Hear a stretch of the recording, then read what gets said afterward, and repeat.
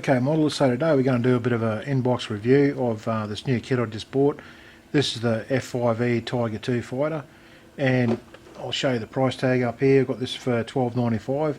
I've got a guy in Mackay here, he's just opened up a new model store, and he's doing some pretty good deals. So I've got this one here for $13, as you see.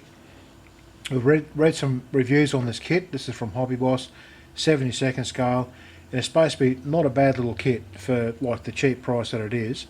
It's supposed to be quite a nice little representation of this aircraft. As far as the fit issues goes, apparently there's a couple of little fit issues, but we'll see that when we go to build this. So I'm going to do an inbox review of this, and I'm going to build it pretty much straight away because it's a fairly easy build, and I want to sort of get it built and put on the channel. So anyway, guys, there you can see the box art there. Absolutely beautiful box art. Actually, I'll turn this ring light off. Hopefully you can see a little bit better there. Absolutely beautiful box art. I just love the box art on this. It's actually what sort of sold me on the aircraft. When I seen the box art, I thought, oh yes, I want that, and I want that colour scheme. Or either that or the one in the background there, the two greys. But I really love this one in the front here. That's just beautiful, like that camo pattern on there. But as you see, it's quite a nice little deal. It's not an expensive kit by any means, but we'll see how it builds up. So on the box here, on the sides, we've got a couple of colour schemes there. And on the other side, we've got the other colour schemes on that side there. Okay. And first up, we'll have a look at the decals here. And I have actually had this open just to have a quick look at these guys.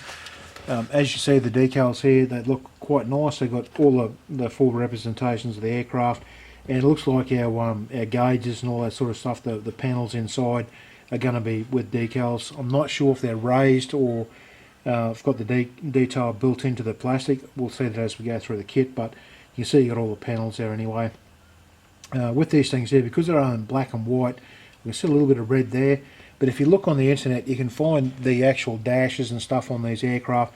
If there's red or green gauges or whatever, you can actually put a little bit of clear red or green over that just to sort of colour those anyway if you want, if it's done with decals.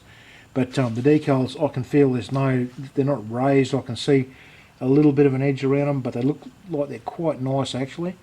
But we'll have to see with decals. It's always seeing how they perform when you actually put them on the aircraft, but they do look quite nice on the packet there.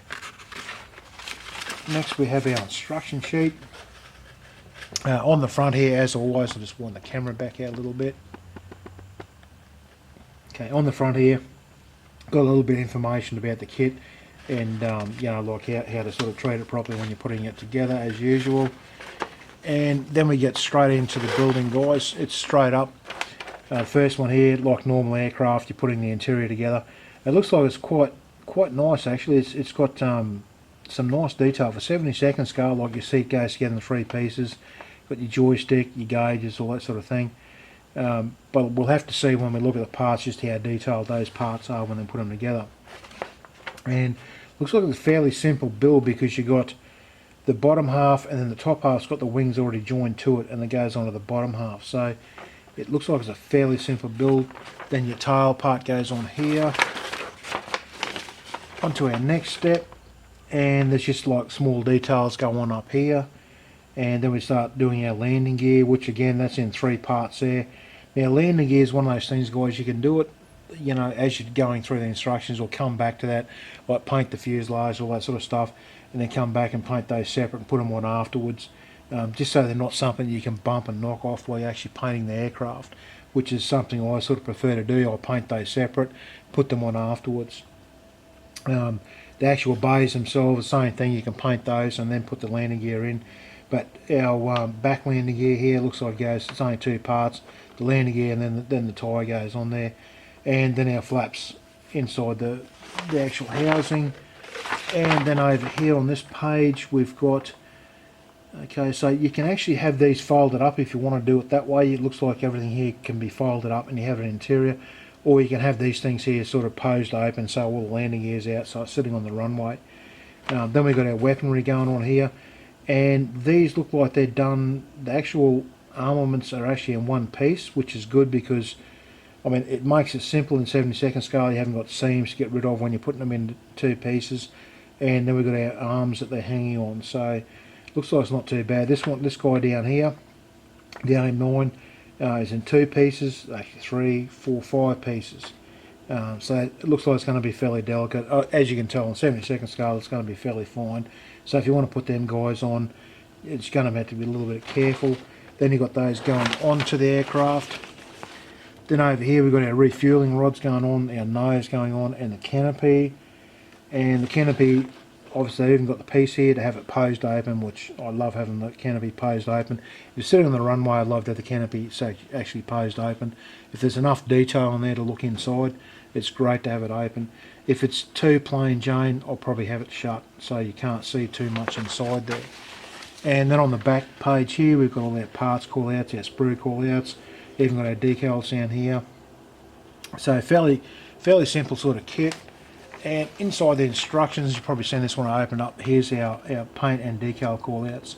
And this is probably the guy I'm going to go with. Either this guy here or this guy here. I just love it. This one here, the 3 sandy tones, or this one here with the 3 sort of bluey grey tones. They're both beautiful looking aircraft. But I'm going to have to sort of think about it as I go through as to which one I want to do.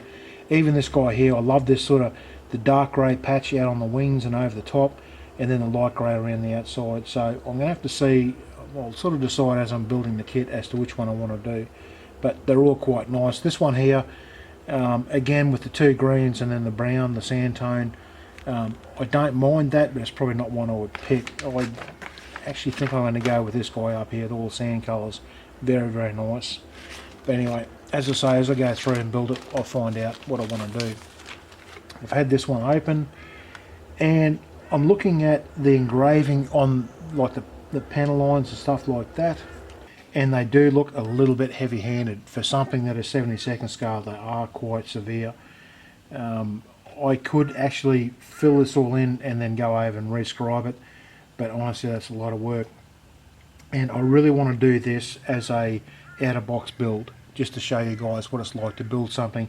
It's nice and cheap, should be easy to put together, it's quick, it's a fast build, and we'll see just, you know, what a nice job we can sort of do with something fairly cheap and simple like this. But like I say, just be aware the engravings are very severe for 72nd scale. I think they're just way overdone. I can see our dash over here, down here, and our side consoles, and the actual gauges are actually engraved in there. Like they're actually built onto the part, so you don't have to use the decals if you don't want to, and I probably will actually paint these rather than use the decals inside here. Just looks much better as far as I'm concerned. The seat looks quite nice, but again, all the panel engraving I see is just very severe, guys. Here's our fuel canister, and that's in 2 pieces, which didn't show that in instructions, which is a little bit odd, but it is actually in 2 pieces. But anyway, we'll see how that goes. And I can see a little bit of flashing around the wheels here, a little bit of flashing around these parts. So it's going to be a little bit of clean-up work, guys. It's not the cleanest mould I've ever seen, but I've seen worse as well. So, and we will get this guy out. Here's our clear parts, and they're actually really nicely done, guys. They're nice and clean. They're very simple aircraft like this. They're very simple. Like there's not a lot of canopy stuff on it. There's only one over the back here, one around the nose on the front piece, and our 2 landing light pieces in there as well. But they look quite nice. And this is our last sprue that I'll pull out of the plastic bag here and have a look. So this is the underside, and again the panel lines are pretty much way overdone. And again, here's our armaments and stuff like that done in 2 pieces, and it doesn't show that in the instructions. It's quite weird that they're in 2 pieces, but it doesn't show on the instructions you have to put them together. Even the smaller bombs here, they're in 2 pieces. Again, doesn't show that in the instructions, but that's just the way they are. The actual arms themselves, they're in 1 piece, thank goodness. We've even got a little pilot here. Now I definitely won't use this pilot. Hopefully you can see that he's really ugly. That's yeah, that's very unfortunate. He's very ugly. You'd have to do a lot of work to get that guy to look even close to fitting in that cockpit to look realistic. Got our catch hook there. But like I say, guys, look, there's a little bit of flash. The panel lines are overdone. You know, but for $13, it's a bargain. Honestly, it really is a bargain compared to, you know, like back when I first started modelling, like doing kits. To get this sort of detail in the kit, it was all raised panel lines and stuff like that, and yeah, it was a nightmare. So for $13, I think it's a bargain. We're just going to have to see how. As you can see, I've sort of got the main frame and everything together there now. The interior, I'm going to cover it up. I'm actually going to put the canopy over. I'm going to have it closed because I don't know. The interior is just too plain for me. Well, the gauges and everything are built into the plastic, and I have painted them up a little bit. Maybe you can see in there. But yeah, I don't know. The interior is just too plain. I don't know. I would prefer more around the seat, some more up behind the seat there, and things like that. But I mean, it's not overly bad. It's quite nice for what it is. But yeah, I think I'm just going to cover it up. As far as fit issues, the wings, as you can see, I'll get it up a bit closer. You can see there's a few little gaps there. That side there, you can see where it's bubbled out. There's a little gap in there. Underneath's got some gaps as well. The tailplane went on not too bad, but I'm going to use a little bit of filler and clean that out just to make those sit nice and flush, and I'll rescribe down there where the seam is, where the wing meets the fuselage. But so far it's quite a nice little kit to put together. One of the things to be careful of is it's got these parts like there. I know there's some others on here somewhere, just can't see them at the moment, but that's sort of guides where you're going to put some parts on top. They're just way overdone, so they're going to have to be sanded down before you put those parts on there, otherwise the parts just aren't going to sit down on it. The other thing is the bottom and the top, the halves don't meet up very well. Maybe you can see that there if it's going to focus for you. I'm trouble getting this camera to focus where I need it to focus, but hopefully you can see that there's a bit of a step up there going on. It's the same on both sides, so again I'm going to have to sort of clean that up a little bit. I did sort of try and squeeze the top out a bit to cover it, but that distorted everything else, so it's one of those things you just have to be careful of when you put it together, guys. I'm going to have to play with the focus on this camera. Hopefully you have picked this up alright, but the focus on this camera is playing up, so I'm going to have to play around with that for the next shot. But anyway guys, I'll keep getting on with the build, and I'll turn the camera back on at the next step. Model is just another quick tip here. This is just something I do. This is not my idea. I have seen someone else do this, and I picked it up off YouTube or somewhere. I've seen someone do this. But what I do, I use the Mr. Surfacer, this stuff here, okay, and I use that to sort of fill in like where the wings are, the gaps in the wings and the tail wing and stuff like that. Now you can use sandpaper to clean that up, but the problem is you'll get rid of any raised detail. You'll even start rubbing down on the main parts themselves and getting into, you'll have to rescribe some of the lines and things like that. So what I do to make it so it's not too severe is I use the Mr. Leveling stuff, this 400 stuff. I don't always use this. I use you know, different versions of it, and this one is a little bit expensive to use for this, but I do use it. But this seems to work really well. Now I just get a little cap, I get an earbud, and I dip it in there just to sort of soak it up a little bit, and I'll try and get this up into the camera so you can see how this actually works. The focus for us. Okay, now I just run along, put it on there like that. Now I'm not sure if you can see this working yet, but you can see it's actually starting to dissolve that putty. Okay, so the first coat, like, it's fairly thick on there, and I let it sort of sit there for a little bit just to sort of work its way into the putty. And as that softens it up, you'll see it starts to dissolve it more and more, and the more I rub it, the more will come off there. Okay, and you can always see down the tail here I've actually got a little hole in there that I'll have to refill. But once I get it down to a certain point, it's starting to get a little bit grubby, so then use the other end of the Q-tip, or dip it again, and I go over and I give it a clean with that end just to see how far down I am and how much more I've got to remove. Like so, and that shows you there's actually still a bit more there to go through. So I use the dirty end again, I'll push a little bit harder. The thing with using a Q-tip, you can push it in a little bit harder and it'll get in there and it'll take more and more out down towards that seam. Now what you don't want to do is you don't want to rub it all out. All you want to do is just clean it up so that it gets to the point where there's just a thin layer still left in there to fill in that gap that you were trying to get rid of, you know, initially. And that's getting fairly close. There's a little bit more they have to rub out there, but then what I do, once that dries down a little bit, you might be able to see a little bit better from that angle maybe, but you can see it's just left that little layer there where the actual gap is that I originally filled. Okay, now there's still a little bit of putty in there, and that's good, there's nothing wrong with that. But what I do then, once it has dried, once that stuff is dried and the putty's dried again too, because now that you've wet it with solvent, it's actually softened some of it up again. So you let it dry, and then I'll use a sandpaper like this that I bend, Okay, and I can set it down in there and run backwards and forwards in there, and that'll actually take that right down to give me a really nice clean joint in there. Now normally on a lot of aircraft you can actually see a little small seam between where the wings are, where they join the fuselage. So if you want to do that, just use a rescriber or even the end of your hobby knife and just carefully run down there, put a little seam in there so you can see they are separate parts and that's been joined to it. Not all aircraft have that. Some of them actually have layers that go over and you know, like sort of they actually join down here further and stuff like that. So just sort of look at the aircraft itself, the real aircraft in pictures or whatever, just to sort of pick it up. So I only do that where there's wings and joins like that. On these big flat surfaces I will actually sand that down. Okay, I'll clean a little bit up with that tip I just showed you. I'll clean a little bit up just to get the excess off, and then I'll clean the rest up with sandpaper. But then you're going to look at like having to redo some of your seam lines and stuff like that. So that's just a quick little tip, guys. Saves you a lot of time with sanding and stuff like that. Saves you a lot of time with having to refill and rescribe lines. Sometimes that putty will actually set inside the seam lines if they're really deep and you can't get it out with that tip. If you can't do that, just go through with a scriber and rescribe those lines in. But it's a handy little tip, guys, and I just thought I'd show you on this build. Okay, modelers, so the point we're up to now is that I've put down the base coat, which is light grey, and then the next coat, which is the little bit darker grey.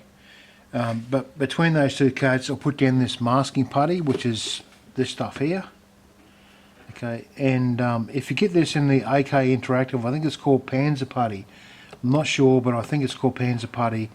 But it's the same sort of thing. It's sort of like a black tar sort of looking thing. But it's really good for doing these sorts of jobs, this sort of masking job. So I'll put that over there where the light grey is going to stay there. I'll spread that down, and the next thing I've done is sprayed over the bit of a darker grey, which you can see on this camouflage pattern in here. A little bit of a darker grey edge on it. And then the next thing I'm going to do is roll this putty out a little bit to cover that little bit of a darker coat. Roll this out to cover that. Then I put that dark grey coat over the top of that. Then when it's dried, I will pull that putty back off, and hopefully that should give us the camouflage pattern we're after.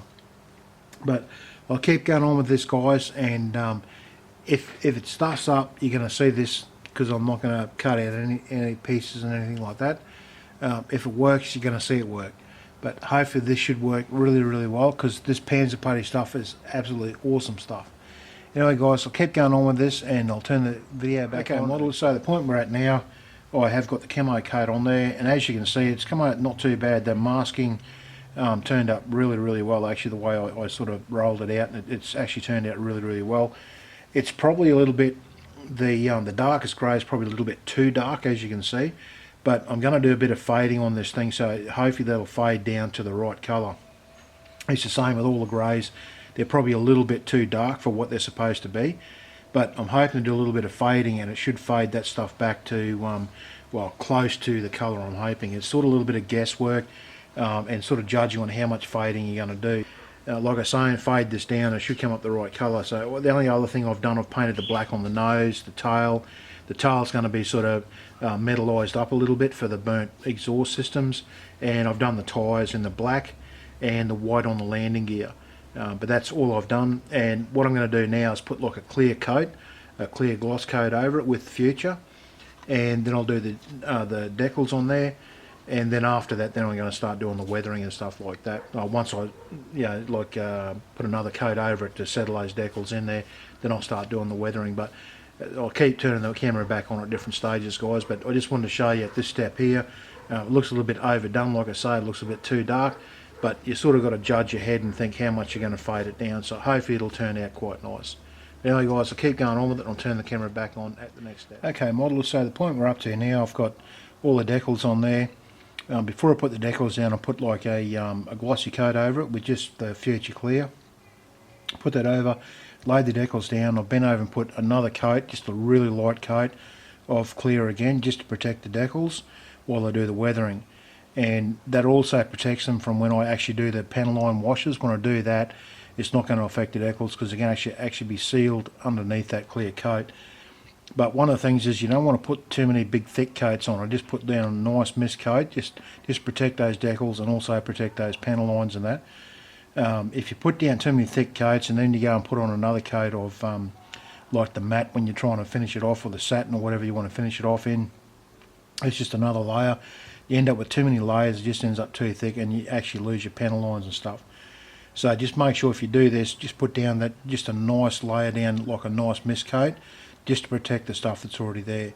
And as you can see maybe on this, I'm not sure, I can't sort of handle it too much guys because it's still a little bit wet, but you can see the decals on this are actually fairly thick. They're not as nice as I thought they were going to be. They're not overly bad, I've used a lot worse, but they are a little bit thick, so you can see little ridge lines and stuff like that. But hopefully once I've done the weathering and I'll put down the last coat, which is going to be a satin coat, hopefully that'll settle them down and you won't see those ridge lines, those little step ups where the clear film is, where they step up to the decals.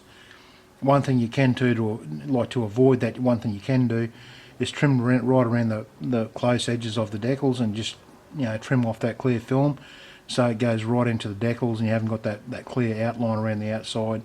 I mean, it's a lot of work doing that, but I've done it before if I want to get a really brilliant finish. But you are still going to have a step up onto the decal itself, but it's not quite as noticeable if you've got a clear film around the outside. So anyway guys, I'll keep getting on with this now. I'm going to do the panel line washes, start doing some fades, and I'll turn the camera back on at the next step. Okay modelers, so the point I'm up to now is, well, as you can see I've got the decals on there. I've actually been around and done the panel lines. I've done them with just an ordinary black wash, like it was a Tamiya aircraft, like a dark black wash. It's a muddy, almost black anyway, a little bit of an off black colour. Done a pen wash on all the panel lines, and it was one of the things I was saying with this kit when I done the actual inbox reviews, that the panel lines are a tad overdone on this, and you can see that now that the panel lines have actually been done. You can see they really stand out now that they've actually had that wash put in there. They're just a bit overdone for a 72nd scale aircraft, and doing that pin wash really makes that problem stand out.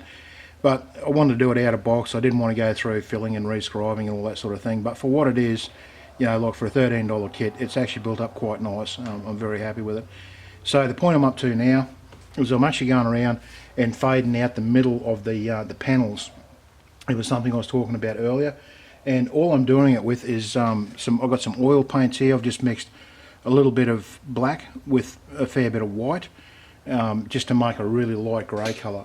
And all I have is a brush here, like this, just an old rubbishy brush, and I just dip it in that bit of a grey colour there, and I get off most of it on a tissue. Okay, hopefully this is going to focus for you guys. Okay, I get most of it off on the tissue, so there's leaving hardly any behind. And then I'll go over, just forgive me if this doesn't show up very well guys, because I'm sort of doing this at a funny angle to try and show you what I'm doing here. All I'm doing is going to, on that panel there, looks like that's going to work. Okay, just rub it around nice and gently, and you can see that's actually sort of putting that little bit of paint that's on there is sort of rubbing off. Just keep going around till you get the effect you're after. All you're trying to do is lighten out the middle of those panels. Okay, you can go to the outside a little bit, but try and keep it to the middle. Now when we've done this, we can sort of judge then whether we need to do a darkening, like a post shading around the panel lines, or if we can leave it. But because this is such a dark grey, it looks like we mightn't actually have to do post shading. We can do it on the lighter colours here. But anyway, I'm going to go over the whole aircraft and do that, just fade that middle out. This gives us just a little bit more variation in the colours, rather than just have it just stark, point blank colours. This is actually sort of going to fade them out. Just give us that nice little bit of variation that we need to sort of break stuff up a little bit. You can go over the decals with it as well. Actually, I'll put the wrong end of the brush in there, sorry guys, that was a bit of a mistake on my part. Make sure I clean that off now. Okay, you can go over the decals. Okay, but with the decals, you've got to be careful that you do it so that they don't get too washed out. Okay, that's faded them back a little bit, but it hasn't washed them right out. Okay, so I'm going to go over and do the rest of this aircraft now. After I've done it, I'm sort of going to sit back and look at it a bit and just see if I need to darken up the panel lines anymore. If I do, I'm just going to do that with a black pastel The same thing, just on a brush like this with black pastel, just a little bit of it. Just rub backwards and forwards on the panel lines to sort of darken those up, or do a bit of shading around them, not actually darken the panel itself up, the line itself up, but just on the edges of it. But I'll see if it needs that after I've been around and done this. So anyway guys, I'll turn the camera back on at that next step. Okay model, so the point we're up to now, I've done the fading on the paintwork, and I still want to put the post shading on, just to sort of, I don't know, break up the colour a little bit more. Like sitting back and looking at it, it's still just too neat and even. I want to give it a little bit of weathering, you know, sort of make it look like it's been used for a little bit. So one of the things I've done, I used black weathering powder on the tail here, right on the burnt exhaust part of it. I left the rest of it with that metal sort of colour to it, so it's a bit of a burnt metal, but it's got that orangey, coppery sort of look to it where it's been heated up, but hasn't burnt. But the actual exhaust here, I put black weathering powder over that and just sort of darkened it right up, so that looks like that's where the main heat has been. And the rest of it is just going around the panel lines. I just want to show you all I'm doing, like the way I'm doing this and how it works. So all I've got is a little bit of black weathering powder, and I'm using just a really rubbishy old brush, and all I'm doing is dipping it in the weathering powder and getting the excess off over on the paper, so there's not too much on it, and then I just sort of brush it lightly backwards and forwards over the panel line. And I'm hoping you can see, as this sort of turns up, you can see where, well, maybe it's not, I'll try and hold it up the camera a little bit so we can get a little bit better of a picture of it, like so. And up here where I'm actually doing it, well, it's not actually showing up on the camera guys, so I'll do it down here. Okay, this is in the middle of a decal, but all I'm doing is rubbing it backwards and forwards. It's not hard, like you don't rub hard, just sort of backwards and forwards, because that little bit of weathering powder will come off, and you can see how it's stained around the outside of that panel line. So I'll do the front part here as well. Okay. Now it's a very subtle effect. You sort of don't want to overdo this. If you overdo it, it'll actually ruin the whole weathering effect. And you can see there now, actually the camera might be picking up a little bit better where I've been over this part up the top here. Okay, and just darkened that panel line up. And I'm going over all the panel lines and doing that, and hopefully you can see down here on these little caps, it seems to be on aircraft, sometimes you see weathering coming, like the streaking come back off those, and I've done that same effect. I've used the same idea. I've just used the weathering powder, rub. As I was saying guys before the camera cut out there, sorry about that, flat battery, but all I was doing is the weathering powder and drawing backwards off these little marks here. It gives that nice bit of a streaking effect, like the thing's actually been in flight. And you tend to look at real aircraft and you do see anywhere there's catches like that, there might be a few little streaks coming off those. That's the place to put it. I'm doing that over the whole aircraft, but again, it's one of those effects you don't want to overdo it. If you overdo it, you're going to have to go over and overdo the whole aircraft then. Or because I've got a seal on this, I can actually use my finger and rub that out. You can also use like an actual rubber, like a pencil rubber, and rub it out as well. Just make sure the clear coat's dry before you try and do that, otherwise it'll rub through the clear coat as well. But anyway guys, I'll get on, I'll do the rest of the aircraft like that, and that'll pretty much be it finished, except for I'll put down another really light coat of Testa's dull coat just to seal it all in there so I can handle the aircraft without rubbing off all these little details I'm doing now. But anyway guys, I'll turn the camera back on when she's done. Okay modelers, so we're actually finished off here now. I've put over a final coat, like a dull coat, Testa's dull coat, and then I've cleaned off the masking on the canopy, and there's a little bit of fogging on this front part here, so just please forgive that. I actually have to take that back off and redo it. I'm not sure what's actually happened there, but something's fogged underneath that little front part of the canopy. I'll take that back off and I'll redo it. But I'm actually happy with the way it's turned out. Certainly looks the part as far as I'm concerned. Like for a $13 kit, it turned up pretty good, I thought. I'm just going to try and get the camera to focus for you.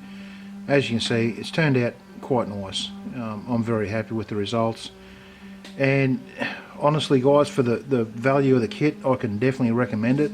Like I say, for $13 it builds up to be a beautiful little kit. I would have liked to have done the sandstone colours, but the reason I didn't do those is because I didn't have the colours on hand, and to mix them with the Tamiya paints that I have got, I was just worried about getting them too wrong, because you got to mix about 4 or 5 colours with some of them. So I went with this grey, the grey scheme, and I'm actually happy I did, because I really like the look of this thing. It's just It's turned out really nice. I'm going to do a little bit more on the exhaust system. I'm not quite happy with how that's turned out, but I mean, it's not overly bad, but it just looks a little bit rough, so I'm going to redo that as well. I won't worry about taking any photos of this, guys. I'll just show you some nice different angles on here so you get a good idea of how she's turned out. The canopy is a little bit of a rough fit, and even though that's fogged up, I would have had to probably take that off anyway. You can see there's a gap in there. Would have had to refill that in and repaint it anyway, but I will do that at some stage. I've just got other projects on the go at the moment, guys, so I'm happy enough with this the way it is. I'm going to sit it on the shelf there for a while. Want to get an extra few days where I can fix it up. I'll take that front part of the canopy off and repolish it and reseat it. But as you can see, guys, quite a nice little turnout. That's turned up quite nice.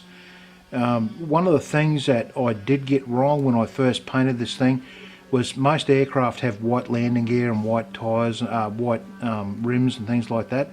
This one here, according to the instructions, they're actually all silver, so that was a little bit weird. But so I went back and overpainted the white and put silver in there. Even though from a distance you can't really notice whether it's silver or white or whatever, but anyway, guys, I've really enjoyed this build. It's been a nice, simple, quick little build, and like I say, if you want to do something nice and simple and quick, I can definitely recommend this kit, guys. It's quite a nice little kit to put together. Probably the biggest problem I had, I've just seen a bit of dust there, guys, just forgive me, make sure it's not going to stay there, that's alright. One of the only things I found was the wing roots, like there was that bit of a gap in there, but other than that, it's quite a nice little fitting kit. Very happy with it. So anyway, guys, really hope you enjoyed this build, and like always, if you haven't subbed, please sub below, and if you can support me on Patreon, I'd really appreciate it. That's also down below. I've got a Facebook page down there that's linked as well. At this stage I haven't got my website up, but I'm working on that at the moment, guys, but eventually when that goes up, that link will be down there as well. But like always, guys, thanks for watching, and I'll see you in the next video.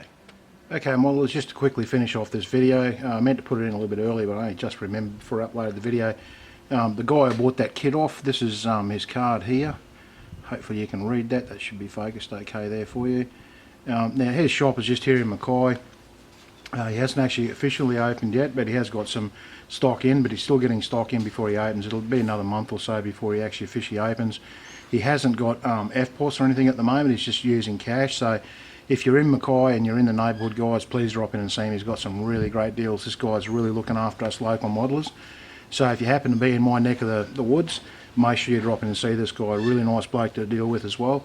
But yeah, like I say, he hasn't got FPOS, so he can't do mail order and that at the moment. But as he sort of opens up and gets a bit more business rolling, I'm sure that he's going to go that way.